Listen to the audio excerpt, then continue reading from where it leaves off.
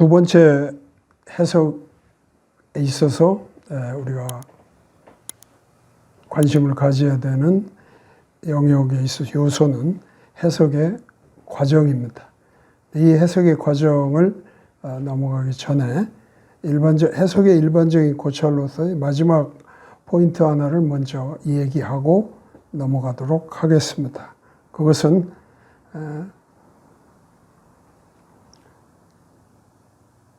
당신의 해석에 있어서 만일 이전에 아무도 그렇게 설명한 적이 없는 그런 해석을 내가 가졌다면 그것에 대해서 자기 견해를 매우 조심스럽게 다뤄야 합니다. 그래서 만약 그런 것이 발견이 되면 다른 사람의 견해와 협의를 할 필요가 꼭 있습니다.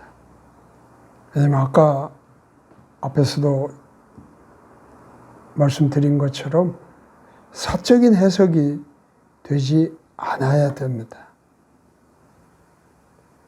그것을 위해서라면 성경에 반드시 근거하는 해석이 되어야 된단 말이죠.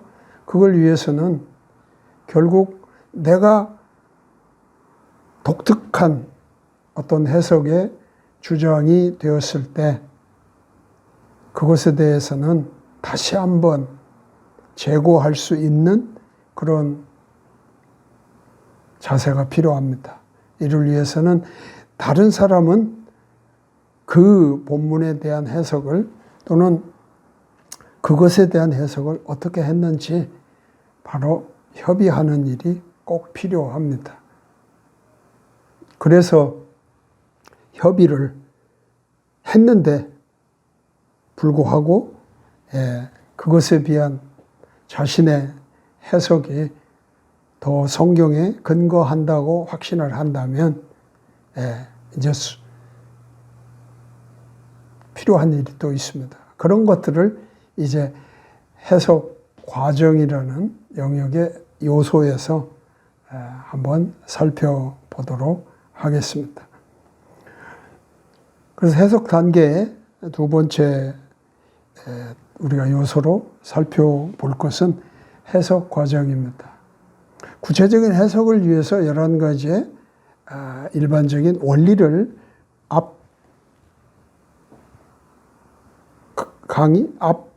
시간에 좀 얘기를 했다면 이제 이번 시간에는 해석 과정, 해석을 할 때 어떤 프로세스로 이것들을 할 필요가 있는가 한번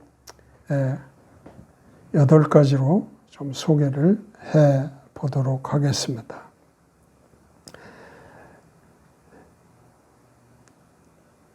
반드시 기억해야 될 필요가 있습니다. 그 첫 번째는 첫째 단계로는 기도하는 것과 묵상하는 것입니다. 기도와 묵상하는 것입니다. 이건 당연히 기도와 묵상하는 것은 하나님의 말씀 또 영적인 어떤 그런 일을 다루는 모든 일에 있어서 아마 가장 우선된 스타트가 아닌가 싶습니다. 출발이 아닌가 싶습니다. 관찰에서도 기도하고 거듭 가장 우선된 일로 말씀드렸습니다. 해석에 있어서도 기도하는 것, 더불어 그것들을 묵상하는 일이 그 첫 번째 단계로 소개하고 있습니다. 두 번째 단계는 질문하는 것입니다. 그 묵상을 했습니다. 성경에 기록된 본문에 있는 그런 것들을 우리가 이제 묵상하면서 충분히 뭐지? 하며 이상히 여기는 것들이 드러나게 됩니다. 그렇다면 그거를 질문해 보는 것입니다. 그래야 그 질문에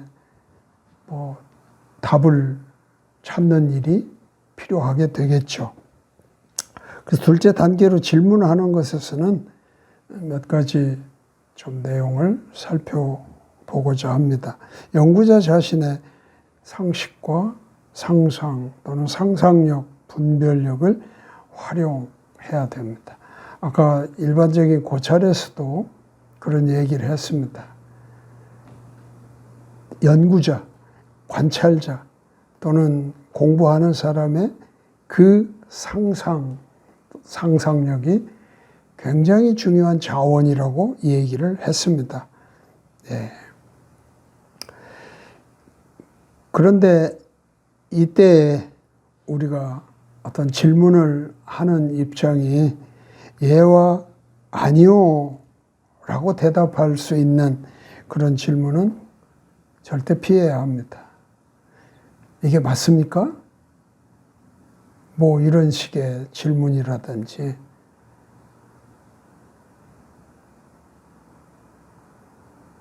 그거는 단답형밖에 되지 않지 않습니까? 예, 아니요라는 말을 또 다른 말로 하면 뭐 단답형의 어떤 질문도 이 안에 포함될 수 있을지 모르겠습니다. 아무튼 예, 아니요라고 할 수 있는 답을 요구하는 그런 질문은 가급적 피하는 것이 좋다. 질문하는 것도 우리가 생각을 해보면 적용을 이끄는 질문은 삼가해야 됩니다. 아까 예, 아니요 이런 질문으로 끝나는 것이라든지 적용을 이끄는 질문은 피해야 해요. 왜냐하면 이거는 적용 단계에서 다룰 것이기 때문에 그렇습니다. 또 관찰로부터 나올 수 있는 모든 질문을 고려해야 합니다. 이런 점에서 보면 여기서 질문하는 것이 어떻게 보면 해석 과정의 첫 번째 단계로서 가장 초기의 단계로서 이해를 위한 질문과 연결되는 지점이라고 볼 수 있습니다. 이 질문하는 거를 이해를 위한 질문이다라고 봐도 크게 다르지는 않을 것입니다. 그러나 관찰과 해석의 그 단계가 엄격하게 구분되어 있는 상태에서 관찰과 해석을 자연스럽게 연결하기 위해서는 이해를 위한 질문을 하면서 해석을 시작하는 것을 얘기를 했고요. 여기서 해석 과정으로 8가지의 그런 단계를 반드시 기억해야 될 어떤 단계를 소개하는 입장에서는 기도하고 묵상하는 것은 하나의 관찰적 관점이라고 볼 수 있겠죠. 그래서 여기 두 번째 단계로 말하는 이해하는 것에서 이해를 위한 질문을 포함한다면 자연스럽게 앞에서 얘기한 일반적 고찰에서의 어떤 내용이나 8가지의 해석 과정의 일반적인 단계를 얘기하는 거나 크게 다르지 않다고 볼 수 있겠습니다. 그래서 이 질문하는 것에 대한 이야기를 할 때 트레이너, 즉 로버트 트레이너라 하는 그 성경 공부 연구자가 이 해석하기 위한 질문의 3가지 유형을 이렇게 말했습니다. 무엇을 의미하는가? 이러한 질문들은 설명적 질문이라 이렇게 보고 왜 여기에 이것이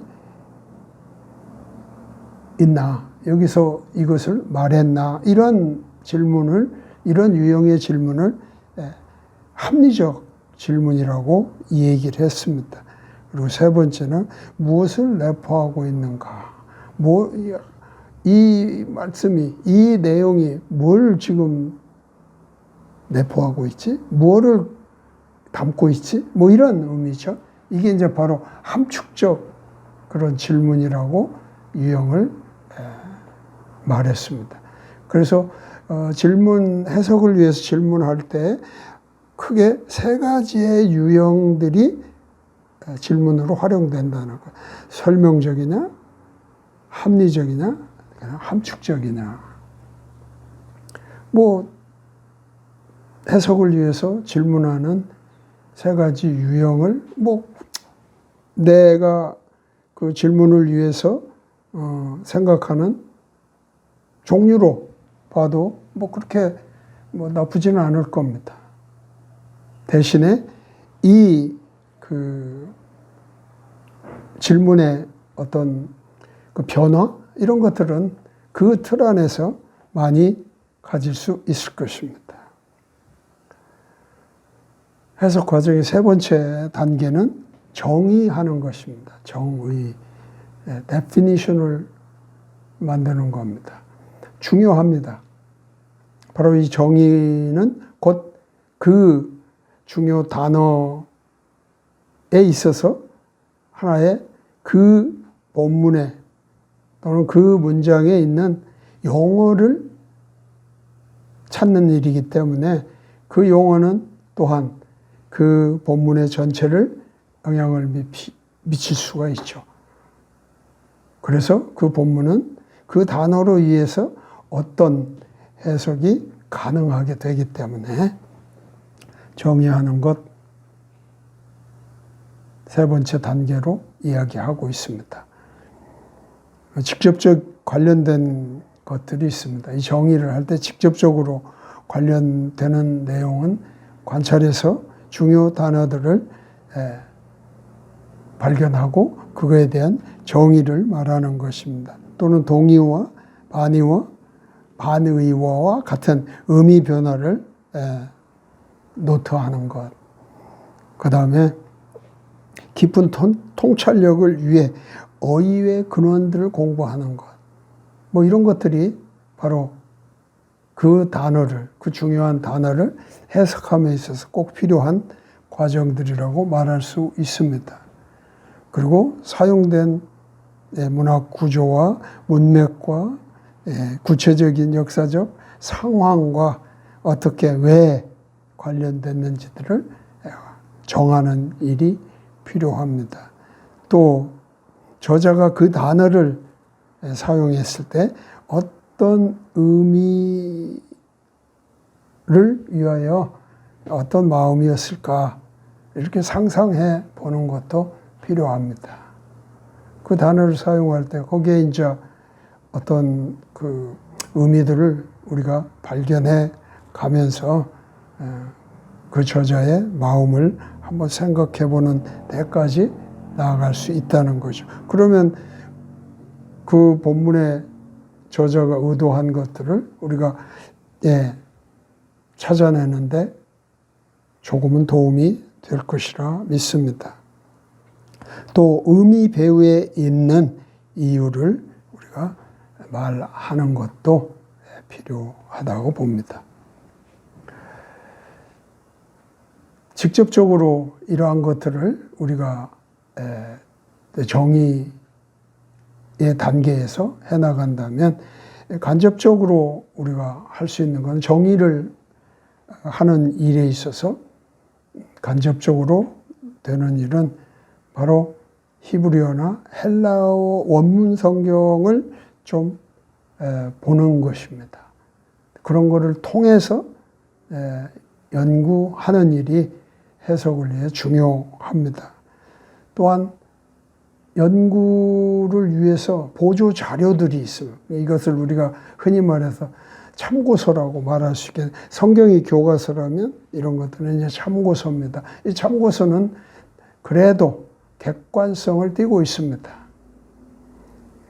물론 그 객관성 안에는 주관적인 연구자들의 다각적인 검토들을 통해서 객관화시킨 것들이라고 볼 수 있는데, 어쨌든 그런 참고서들을 통해서 이 정의를 하는 그 해석의 과정에 도움이 되는 것들이 있습니다. 성구사전이라든지 강해를 위한 어떤 자료 사전이라든지 뭐 이런 것들이 그 예로 말할 수 있습니다. 해석 과정의 네 번째 단계로는 비교하는 것입니다. 이 비교한다고 하는 것은 내가 정의한 것을 이제 비교를 해보는 것이라고 말할 수 있겠죠. 본문의 다른 번역본을 읽어봄으로써 비교할 수 있고요.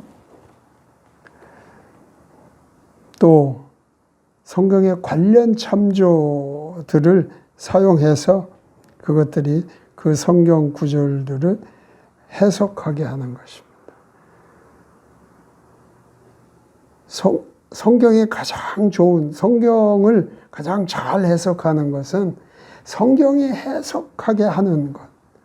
그거를 내가 취하는 것이 가장 중요합니다. 내가 어떻게 해서 해석을 잘했다. 이것보다는 성경이 그 성경을 해석하게 하는 것을 내가 찾아내는 것이 가장 좋은 해석이라고 말할 수 있습니다. 그래서 같은 내용에 언급된 모든 성경을 활용을 해야 됩니다. 그런 것들을 같이 연구해서 그 본문이, 내가 지금 연구하고 공부하고 있는 그 본문이 어떤 성경에서의 뜻을 주고 있다는 것을 말하는 것이 가장 중요한, 가장 잘된 해석이라고 말할 수 있습니다. 또 관련 참조가 그것들을 해석하게 하는 그런 것이 중요하기 때문에 한 예를 보여드리려고 합니다. 요한복음 14장 3절과 3절에는 이렇게 나와 있어요. 물론 한 절의 내용이 좀 비교를 위해서 따로따로 소개되고 있습니다만, 내가 다시 와서 지금 성령의 그 내용을 좀 얘기를 예수님이 하시는 과정에서 지금 14장 3절에 이런 말씀을 지금 하셨습니다. 그건 데살로니가 전서 4장 16절에서 17절 이 말씀과 이 두 요한복음 14장 3절과 데살로니가 전서 4장 16절에서 17절은 바로 관련 참조가 되는 겁니다. 요한복음 14장 3절을 해석할 때 성경이 어떻게 이것에 대한 설명을 하고 있는지 우리가 관련 참조로 갖다 연결해 주면 요한복음 14장 3절의 해석이 바르게 되는 겁니다. 또 데살로니가 전서 4장 16절에 17절을 우리가 가르칠 때 그 본문을 만약 가르친다면 이 본문에서 저자가 말하고 있는 것은 그렇죠. 어디에 근거를 두고 말하는가? 다음 어떤 것을 해석한 건가? 그리고 그 저자가 내가 아니라 그렇다면 바로 요한복음 14장 3절을 근거로 해서 이렇게 해석하고 있다, 설명하고 있다 이렇게 말할 수 있는 거잖아요. 그래서 우리가 본다면 바로 데살로니가 전서 4장 16절에서 말씀하는 내용을 우리가 같이 비교해 볼 수가 있습니다. 어떻게 주님의 재림이 임한다고 설명하고 있습니까? 잘 아시는 것처럼 주께서 호령과 천사장의 하늘로부터 내려오는 그런 모습을 그리고 있지 않습니까? 계속해서 보면 요한복음 14장 3절 말씀에 계속해서 너희를 내게로 받아들여 내려와서 공중에서 그들을 들어 올리는 그런 내용을 바울은 데살로니가 전서 4장 16절, 17절에서 잘 설명하고 있습니다. 요한복음에서 예수님이 얘기했던 그것을 이렇게 설명하고 있습니다.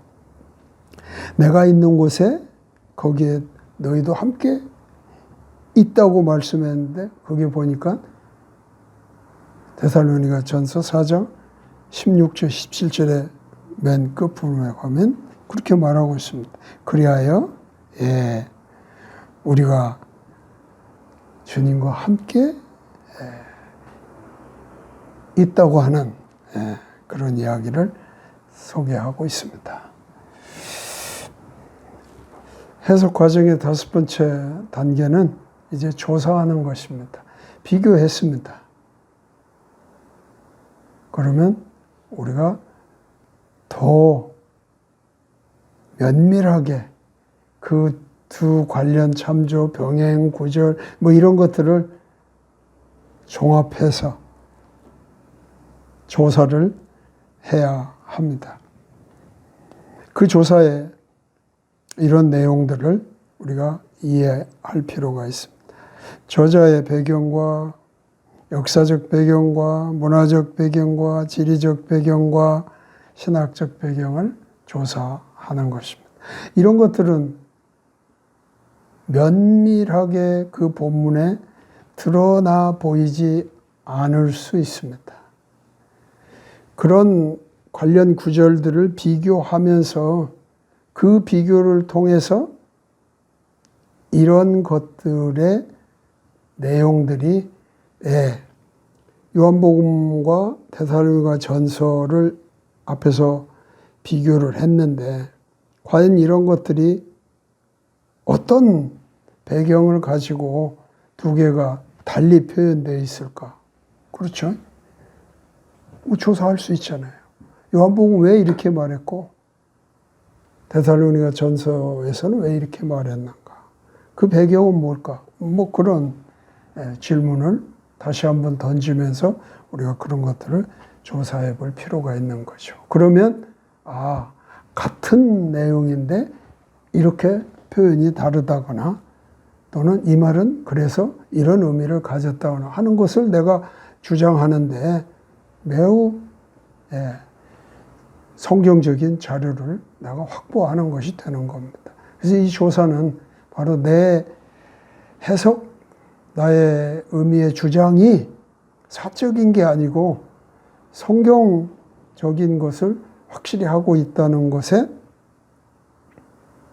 확신을 가지는 과정이라고 말할 수 있습니다. 6번째 해석 과정은 바로 협의하는 것입니다.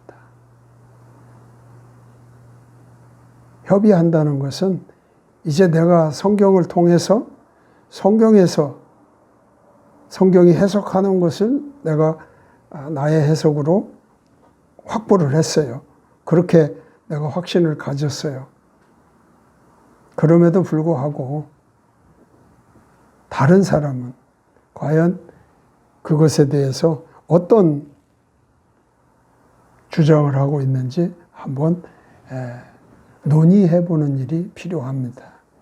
그래서 다른 사람이 이미 그 본문에 대해서 그 부분을 해석하여 주장하고 있는 것과 비교해보는 것이 필요합니다. 이때 신뢰성 있고 주장의 강약이 포함된 균형 있는 주석에 익숙해야 합니다.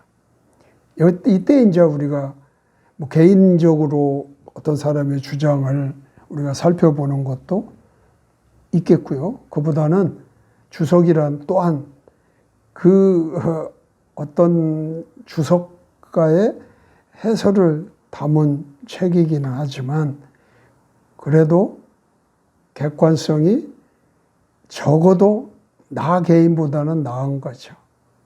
많은 사람들이 그것들을 지금까지 이용하고 또 활용하는 그런 측면에서 검증이 어느 정도 되어 있는 그런 부분들이 있는 거죠. 그래서 적어도 어떤 주장들에 대한 강약이 균형 있게 있는 좀 더 객관성이 확보된 그런 것을 우리가 면밀히 살펴서 참고할 주석으로 사용하라고 하는 겁니다. 그래서 그런 주석을 우리가 비교해 보는 것, 그게 협의가 되는 겁니다. 본문에 대한 해석이 다를 수 있다는 것을 알게 됩니다. 같지 않다는 것을 알게 됩니다. 이때 이제 우리는 이 협의에 어떤 기술이 좀 필요하겠죠. 이럴 때 스스로에게 이렇게 물어볼 필요가 있습니다. 나의 해석이 다른 사람의 해석하고 잘 어울리는가? 그리고 새로운 그런 가르침 요소, 해석이 나에게 있는가? 또 협의를 통해 얻은 새로운 통찰력에 기초해서 조정할 필요가 있는가? 비교했습니다. 그게 협의인데, 협의를 했더니 우리가 이제 비교할 때 그 컴패리슨의 앞에 단계에서는 성경과 내가 비교를 한다면, 여기에서 협의에 있어서 비교라는 그런 표현은 다른 사람의 그런 해석과 비교를 하는 겁니다. 그래서 내가 내 주장을 여전히 내가 가지고 갈 건지, 아니면 다른 사람의 주장이 더 성경적이라고 파악이 돼서 나의 주장을 이제 협의하여 조정할 필요가 있죠. 이때 내가 과연 조정할 그런 자세가 되어 있는지, 뭐 이런 것들에 대한 그 어떤 환경을 스스로에게 묻고 협의를 마쳐야 됩니다. 그러면 그 과정에서 어떻게 그 협의를 완료할 것인가 하는 것이 이제 씨름하는 것이라고 7번째 단계로 소개하고 있습니다. 그렇죠. 싸워봐야죠. 그 사람의 주장과 나의 주장이, 아직은 주장이죠. 왜? 다른 해석을 내가 보았기 때문에. 그래서 이 씨름을 하려면 어떻게 보면 어디서부터 이런 주장이 나오게 됐는지, 저 사람은 왜 저 주장을 하게 됐는지, 뭐 이런 것들을 면밀하게 싸워봐야죠.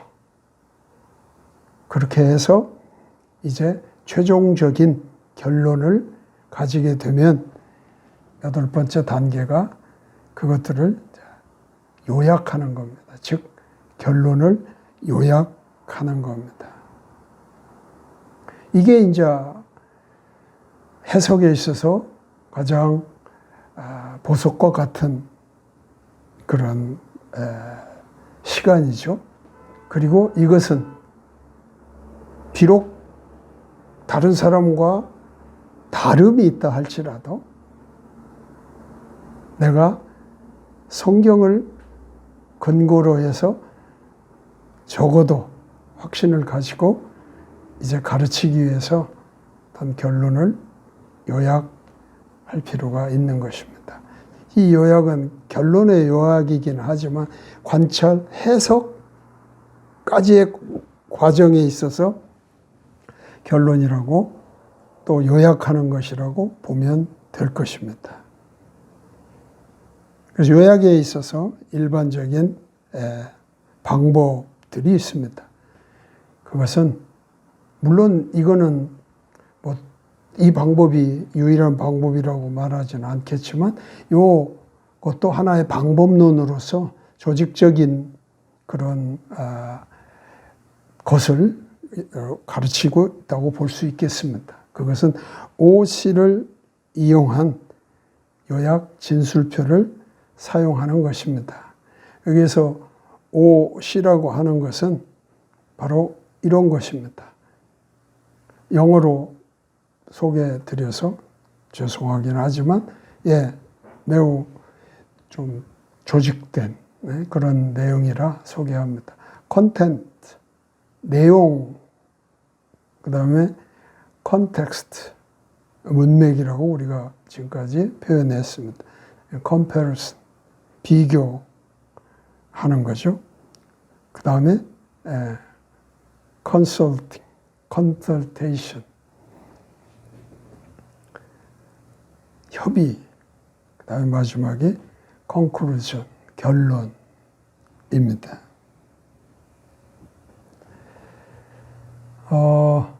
이 5가지의 C로 시작하는 이 용어들을 활용해서 요약 진술표를 만드는 것입니다.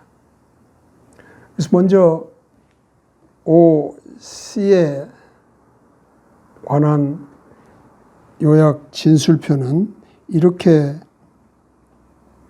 보여드릴 수가 있습니다. OC를 활용해서 만약 결론을 요약한다면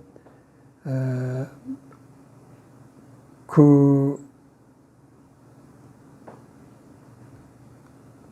내용이 없는 하나 도표를 여러분들에게 보여드린다면 바로 지금 보는 이 도표입니다. 이 도표를 통해서도 충분히 관찰하고 그 관찰에 대한 질문하고 그것을 이제 질문에 대한 답변을 하면서 OC를 활용하는 겁니다. 내용, 문맥, 비교, 협의, 결론. 이런 그 도표를 활용해서 할 수도 있습니다. 이게 이제 그 요약 진술표라고 하는 것으로 만약 이용을 한다면 요약 진술표는 좀 다른 또한 포맷으로 여러분들에게 소개를 해드리도록 하겠습니다.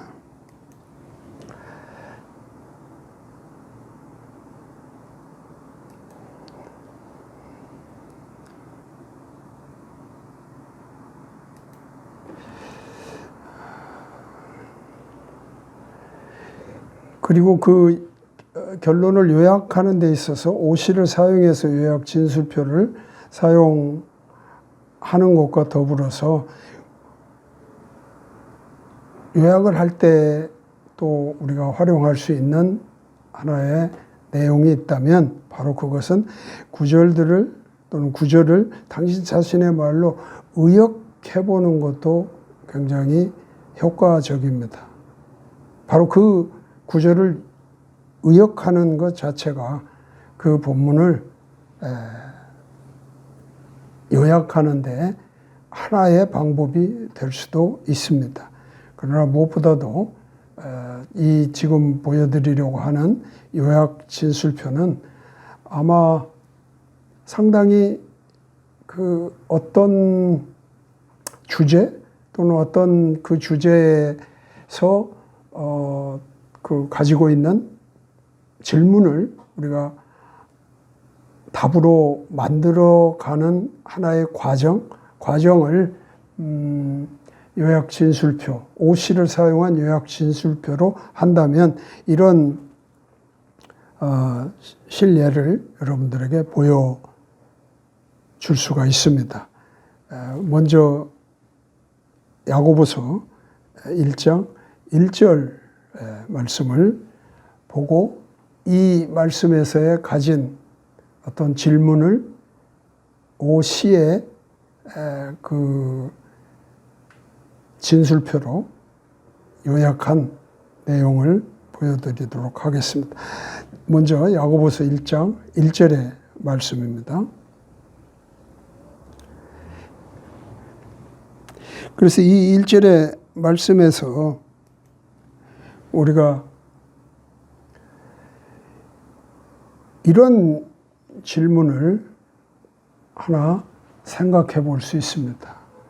야고보서 1장 1절에서 나오는 그 단어 중에 우리가 눈에 좀 그 들어오는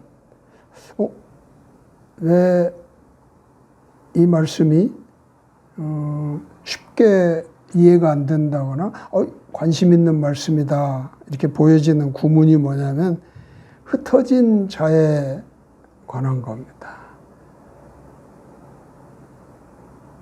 흩어진 자들에게 이 서신을 보내는데 과연 흩어진 자라고 하는 게 누구를 말하는가에 대한 질문이 생깁니다.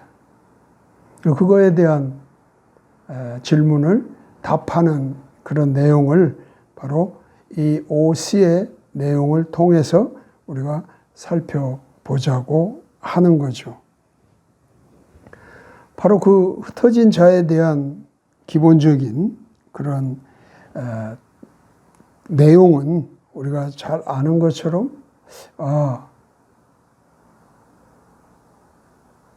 어디, 언제, 어디서, 또 어디로, 뭐 이런 그 궁금증을 갖게 됩니다. 이미도 우리는 그 이스라엘의 역사나 이런 것들을 통해서 봤을 때 어떤 과정이 있다는 것을 대략 짐작할 수 있고, 이 당시에 유대인들의 또 이스라엘 백성에 대한 어떤 상황을 우리가 알고 있다. 뭐 그런 것이 지금 하나의 내용에 포함되어 있는 것입니다. 이거는 매우 사실적인 내용이 될 것입니다.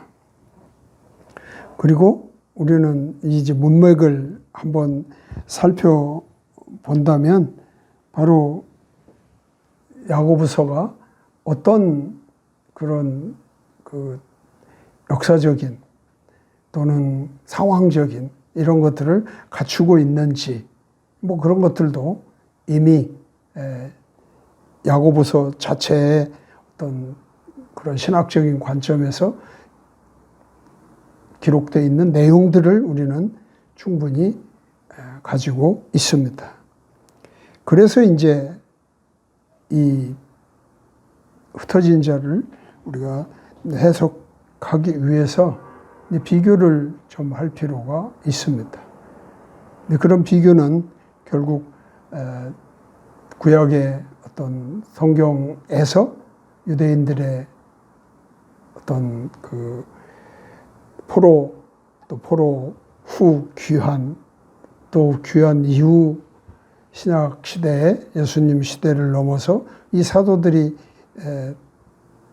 있던 그런 시대까지 어떤 역사적인 그런 것들을 우리가 좀 살펴볼 필요가 있습니다. 이런 것들은 구약의 여러 성경들에서 역사적인 내용으로 기록되는 것들도 있습니다. 그래서 여기 관련 구절들을 몇 개 소개해 놨습니다만 이런 것들을 좀 통해서 우리는 이 유대인들이 야고보서에서 말하는 흩어진 자에 대한 하나의 비교를 즉 성경을 통해서 비교를 해볼 수가 있습니다. 그리고 이제 협의의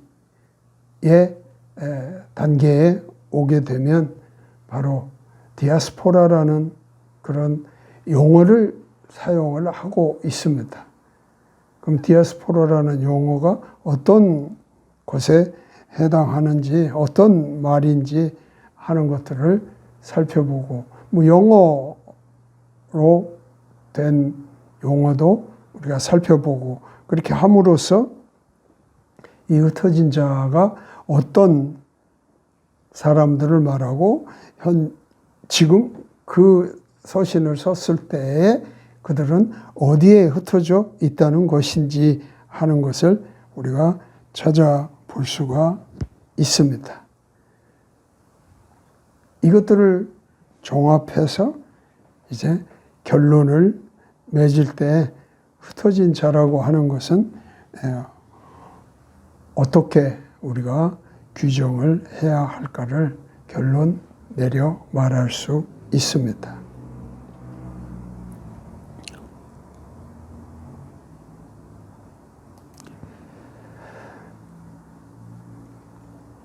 또 그리고 두 번째 보여줄 신뢰는 바로 빌립보서 2장의 말씀입니다.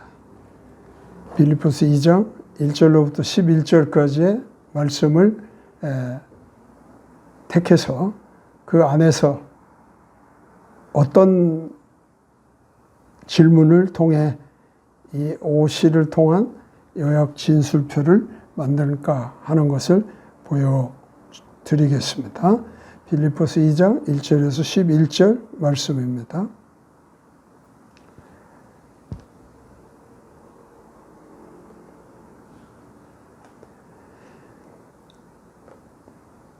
예, 요약 진술표를 한번 보여드리겠습니다.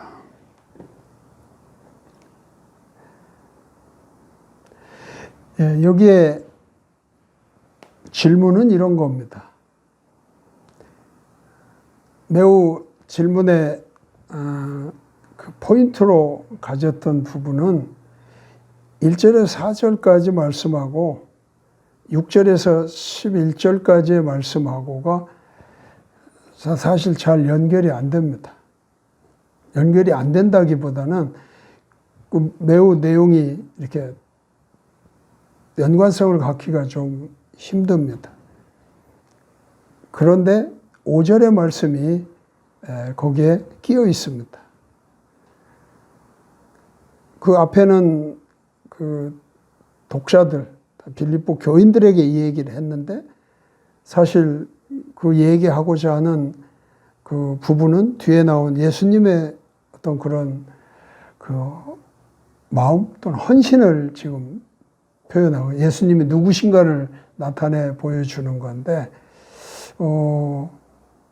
5절 말씀이 그의 하나의 그 연결 부분이라고 볼 수 있어요. 그래서 그 저자는 말하기를 그 독자들에게 이 마음을 품으라고 하면서 그리스도가 가진 마음이라고 이렇게 이야기를 합니다. 그래서 그들과 그리스도를 이렇게 연결하는 걸 볼 수 있습니다.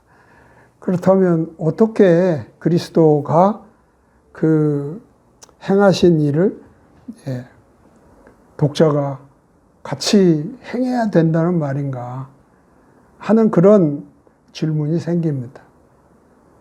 또 더 나간다면 어떻게 해야 그러면 그리스도의 마음을 우리가 갖는 것인가 하는 그런 질문에 대한 지금 오시를 통한 그 해석을 지금 해 나가는 것입니다. 뭐 읽을 수 있도록 여러분들이 볼 수 있지만 읽도록 보여드리지만 뭐 내용을 다 설명하기보다는 이 지금 요약 진술표의 핵심은 어찌 보면 이 결론이 핵심입니다. 그러니까 이 결론의 의미가 이 본문을 해석하는 아주 키포인트라고 말할 수 있는데요. 바로 그 예수님의 그런 행위 뭐 이런 것은 무엇으로부터 출발을 했는가 또는 무엇이 우리에게 필요한 것인가 뭐 이거를 가르친다고 말할 수 있겠죠. 바로 그것은 섬김과 겸손이라고 하는 거예요. 그러니까 예수님이 그렇게 하신 거에는 섬김과 겸손이 있다. 우리가 그 그리스도의 마음을 갖는다고 한다면 우리는 무엇을 가져야 하나? 바로 그 섬김과 겸손을 가지는 것이다. 이거는 예수님이나 우리나 할 수 있는 거잖아요. 예수님처럼 이 땅에 오셔서 고난을 받고 목숨을 내주시고 이렇게 우리가 할 수 있는 일은 아니잖아요. 그런 것을 예수님이 고난 받으시고 우리에게 본을 보이신 것은 과연 그 이면에 그 전체의 그 행위 안에는 어떤 것에 우리가 볼 수 있는 포인트가 있는가? 바로 그것은 섬김과 겸손이라고 하는 그 두 가지를 가르친다는 거죠. 그래서 빌립보서 2장 1절로부터 4절까지의 말씀의 핵심도 결국 바울은 우리들에게 요구하는 게 섬김과 겸손이라고 하는 것을 가르친다라고 해석한다는 거죠. 이게 이제 그런 결론을 내리기까지 내용이 뭐고 문맥은 어디에 근거를 갖고 또 그것을 성경을 통해 비교하고 다른 사람의 주장에 협의를 하고 그리고서 최종적으로 결론을 내리게 되는가 하는 것이 뭐 잘 이렇게 과정으로 여러분에게 보여주고 있는 것입니다. 샘플입니다. 이렇게 꼭 해야 되는가? 뭐 하도록 이런 샘플을 보여드리고 그렇게 방향을 잡고 있습니다.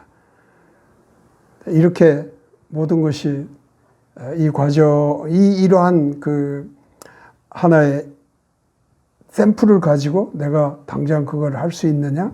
뭐 그거는 좀 더 우리가 생각해 봐야 되겠죠. 생각이란 쉽다, 어렵다, 잘 된다, 못 된다, 뭐 이런 이제 판단이 될 수 있는 그런 과정이 있어야 되겠죠. 부단히 그런 방향으로 그런 방법을 사용해서 우리가 해 나간다면 지금 보시는 것에 만약 샘플이 납득이 되고 좋은 거라는 그런 그 인정이 된다면 이 강의를 들은 여러분도 이런 방법을 한번 선택해 사용해 보시라 권하고 있는 것입니다. 감사합니다.